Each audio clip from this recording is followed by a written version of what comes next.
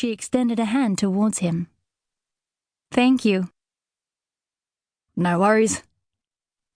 He'd hesitated and then returned the universal gesture of gratitude. "We're doing everything we can to find your brother." "I know." Her voice had lowered and her fine-boned fingers had curled around his, as though they belonged there. Lips parted, she'd stared at him for a solemn second that stretched into two, and then, hand trembling, she'd slipped her fingers free. "Thanks again." Ewan's blood had pounded long after she'd returned inside the hall. Even the compass pointing north on the map before him hadn't been able to center him.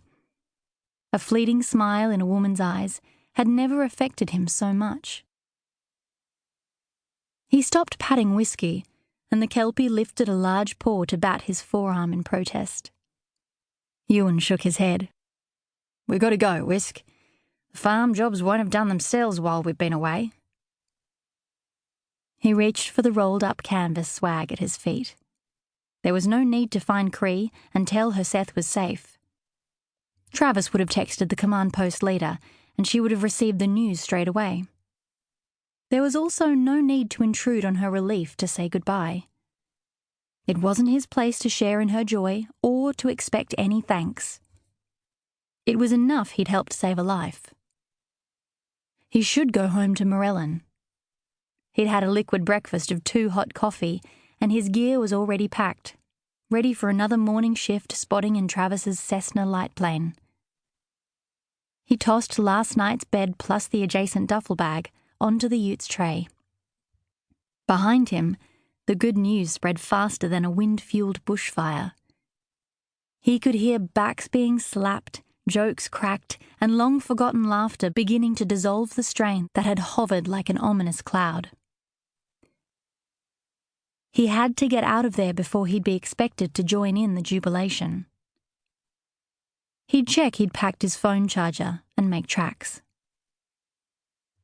Whiskey's ears twitched and his tail thumped the ute tray back with such force, Ewan was sure the shock absorbers cursed. His fingers stilled on the duffel bag zipper. There was only one other person at the command post who could cause Whiskey to act like a hyperactive pup. Kree Garrett. Ewan slowly turned, and with each degree of rotation his self-control slid more firmly into place. He'd already let fatigue and emotion weaken him. He'd lowered his guard and allowed her in. There couldn't be any more cracks in his armor. There couldn't be any more revisiting the memory of how perfectly she'd fitted against him when he'd briefly held her close to comfort her when a sighting of Seth had proved a false alarm. And there couldn't be any more yearning for the things he couldn't ever have. Black and tan flashed in his peripheral vision as Whiskey leaped from the ute to the ground. Ewan took off his akubra and raked a hand through the snarls in his hair. Just great. Whiskey's adoration for the soft-talking American would make a hasty retreat impossible. Ewan held the hat in front of his face to mask his expression before settling it back on his head and pulling the brim low. Kree had been on Australian soil for under 2 days, but his self-preservation had already earmarked her perceptiveness as trouble. The way she searched his face for what he wasn't telling her was as dangerous as a cornered western brown snake. Kree bent to scratch Whiskey's stomach as he collapsed in a besotted heap in the red dirt at her feet. His back leg shook as she tickled his favourite spot. She laughed, a musical and sweet sound, light with relief.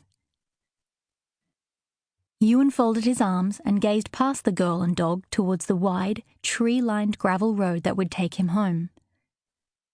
It didn't matter that he'd finally heard Kree laugh, or that the sound had warmed the edges of the chill that refused to leave his heart. She'd soon fly home to the States. Kree straightened, but continued to rub Whiskey's belly with the toe of her laced hiking boot. She grinned at the dog. "So much for being Mr. Tough Guy, Whiskey. You're nothing but a big baby." Ewan's hands clenched beneath his crossed arms.